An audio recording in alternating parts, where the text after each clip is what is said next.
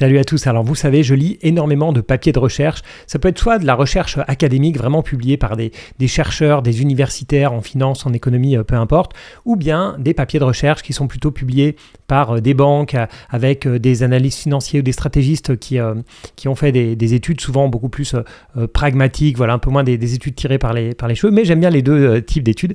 Et surtout, ce que je trouve vachement sympa, c'est quand je lis une étude comme ça, une recherche, un papier de recherche, et que je suis pas d'accord, parce qu'il y a que dans ces moments-là où je sais que mon cerveau a réellement fait le travail de challenger, d'aller chercher un petit peu la petite bête. Et ça tombe bien parce que je suis tombé sur une étude d'UBS avec laquelle je ne suis pas toujours d'accord, une étude sur les changements structurels. Alors ce qu'ils expliquent, c'est que de temps en temps, l'économie subit des bouleversements. Alors on ne parle pas ici de petits changements, on parle d'un truc qui arrive tous les 30 ans et qui change complètement l'économie. Alors pour être plus concret, ça va être par exemple le passage de la bougie à l'électricité ou bien de la lettre à l'email ou même du cheval à la voiture. Et selon cette étude d'UBS, il y a eu 5 changements structurels qui ont transformé les marchés financiers depuis à peu près 120-140 ans. Et ils en voient 3 nouveaux, mais bien sûr, je vais finir par ça plus tard.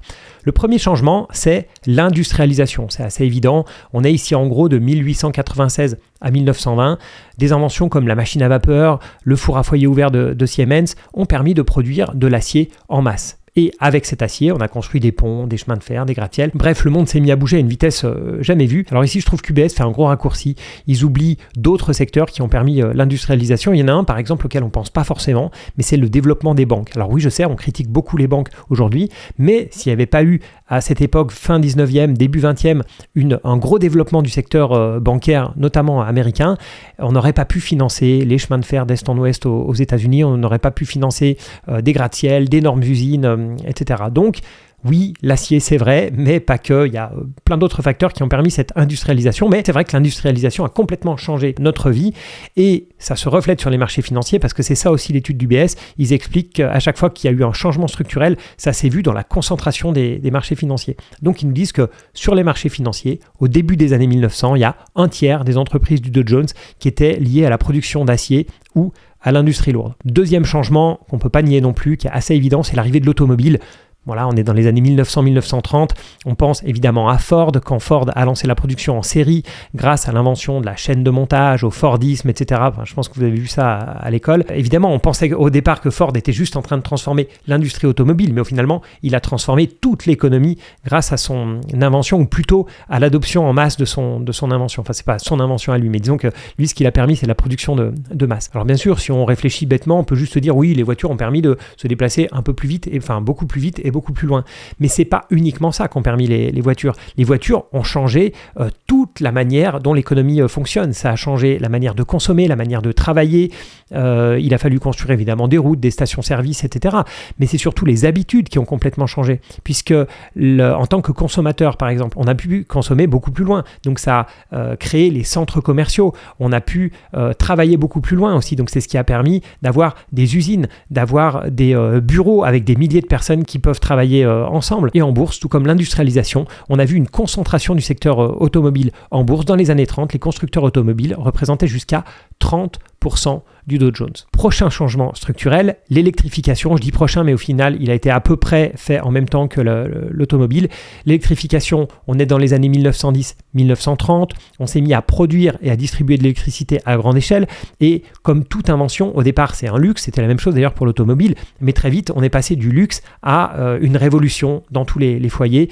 Ça a changé toute l'économie, donc comme l'acier, comme l'automobile, toute l'économie, c'est ce qui a permis d'électrifier les usines, d'électrifier l'intérieur des maisons, ça a changé la manière de vivre complètement. Et là encore, les marchés financiers ont suivi.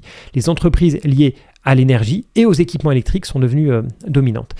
Maintenant, si on passe à une époque plus récente, puisque là il y a un grand saut jusqu'aux années 90, on a la révolution Internet. Là encore, tout a changé. Bien sûr, au début, c'est comme l'automobile et qu'on regarde pas très loin, on se dit que ça a changé la manière de s'informer. Et c'est comme ça qu'on le voyait. Moi qui ai vécu cette naissance d'Internet, enfin vécu dans mon quotidien, si vous voulez, au début, ça nous a surtout permis de nous informer et tout simplement d'aller chercher des nouvelles. Mais ensuite, c'est la communication qui a complètement changé, le commerce, même la finance, tout a changé avec cette économie qui est devenue numérique. Donc ça, les 4 transformations dont je vous ai parlé jusqu'ici, je suis d'accord avec UBS, il n'y a aucun souci. Ensuite, ils en citent une 5e, la dernière, qui situe donc de 2000 à 2020, c'est celle du secteur de la santé. Alors, c'est vrai qu'on a vu des trucs impressionnants ces dernières années, même si je ne suis pas un spécialiste du secteur. On a vu l'ADN recombinant, les thérapies génétiques ou bien les vaccins à ARN messagers. Côté bourse, oui, il y a certaines entreprises pharma qui ont pris de la place, en tout cas bien plus de place qu'avant, mais je ne suis pas du tout d'accord avec eux parce que pour moi, ça n'a pas transformé l'économie, ça n'a pas transformé nos vies, c'est resté cantonné au domaine médical. Ça n'a pas changé la manière dont on consomme, dont on travaille, dont on communique, je ne sais pas. Donc pour moi, je ne sais pas pourquoi ils se sont presque forcés à trouver ce 5e changement. Ça n'a rien à voir pour moi avec les 4 premiers changements structurels, mais bon, dites-moi si vous pensez qu'ils ont raison.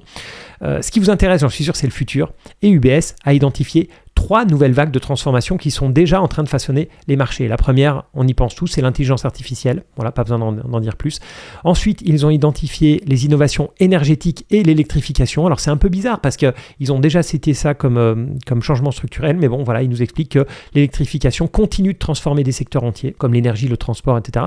Et le troisième, ils parlent de longévité et de santé. Et quand on regarde, en fait, ils parlent des traitements innovants, notamment pour l'obésité. Donc, on voit bien où ils veulent en venir. Ils parlent de Novo Nordisk, ils parlent d'Eli Lilly. Voilà, c'est pour ça qu'ils lient longévité et santé. Et sur ces 3 points, honnêtement, j'ai un doute. Et j'ai l'impression que ce qu'a fait UBS, c'est qu'ils se sont forcés à trouver, parce qu'ils écrivent à leurs clients avec ce type de recherche, donc ils se sont forcés à trouver des nouvelles transformations des transformations structurelles. Et ils se sont forcés, pourquoi ? Parce qu'il y en a eu 5 dans le passé. Et pourquoi est-ce qu'il y en aurait 3 en même temps aujourd'hui ? Alors, je sais que le monde bouge vite actuellement, mais l'intelligence artificielle, ça ressemble très fortement quand même à la suite de la transformation Internet. L'électrification, j'en parle pas, c'est la suite de l'électrification évidemment. Et pareil, santé, longévité, ils viennent de nous dire que c'est la 5e transformation. Donc, à quel point est-ce que ce sont des transformations structurelles au sens qui vont changer toute l'économie ? Longévité, santé, non. Oui, on va vivre plus longtemps, mais on va pas réellement, ça va pas transformer la manière dont on vit. L'électrification, par exemple, des véhicules, oui, on se chauffe beaucoup plus à l'électrique aujourd'hui, on voyage beaucoup plus à l'électrique, mais ça ne change pas réellement la manière de travailler, de se chauffer, etc. Le moyen change, mais ça ne nous permet pas de, je ne sais pas, voyager plus loin, par exemple, ou voyager plus vite, ou voyager en plus grand nombre, ou je ne sais pas. Donc, je ne vois pas trop pour ces deux-là. L'intelligence artificielle, c'est la seule qu'on peut... Alors, c'est une révolution. À quel point c'est la suite d'Internet ou non ? Finalement, là, c'est joué pour les mots, c'est pas important. Est-ce que ça va changer nos vies ? Très probablement. En tout cas, on voit que c'est en train de changer notre manière de travailler. On voit que c'est en train de changer aussi notre manière de consommer, de communiquer, etc. Donc, sur ce point-là, je serais assez d'accord. Mais ce qui est marrant, c'est qu'on voit la manière dont ils ont réfléchi. Ils se sont dit, il y a eu 5 changements structurels jusqu'ici, et ça s'est vu dans les marchés financiers par des grosses concentrations. Dans le sens où, il y avait tout l'argent mondial était concentré dans un petit nombre d'entreprises. Et là, ils ont pris la démarche inverse. Ils se sont dit, qu'est-ce qu'on voit ? On voit évidemment tout ce qui est intelligence artificielle, Nvidia, etc.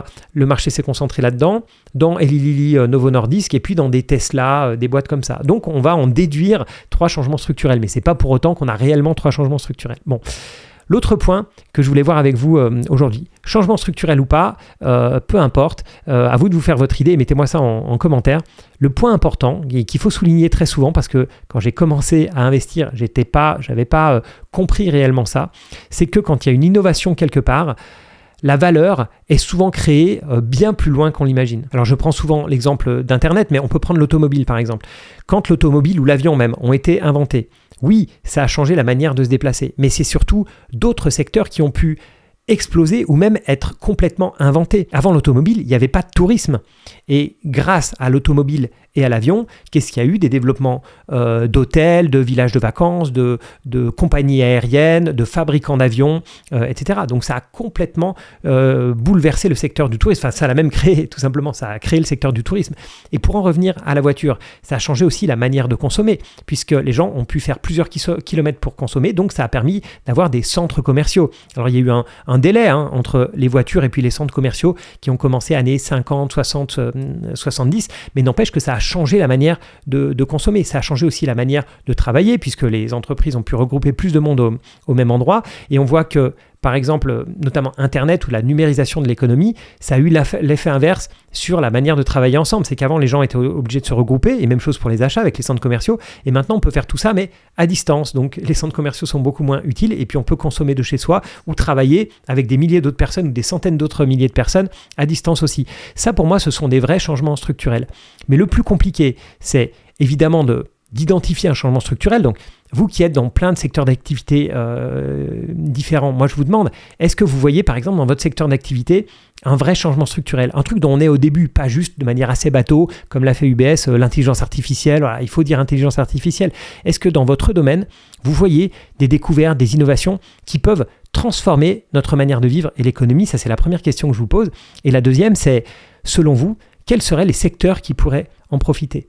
Parce que comme je vous le disais, pour l'automobile, mais c'est vrai, je prends toujours l'exemple d'Internet, c'est pas parce que Internet a révolutionné l'information que l'argent et la valeur ajoutée s'est faite dans l'information. On sait aujourd'hui que ce sont, oui, les médias, les réseaux sociaux, mais pas que. Il y a eu le e-commerce, il y a eu énormément de choses qui se sont développées grâce à Internet, des nouveaux, même des secteurs totalement nouveaux. Donc, est-ce que vous voyez ça dans votre secteur de prédilection, dans le secteur que vous étudiez le plus ou que vous connaissez le plus? Mettez-moi ça en commentaire, ça m'intéresse énormément. Comme toujours, évidemment, je vous remercie.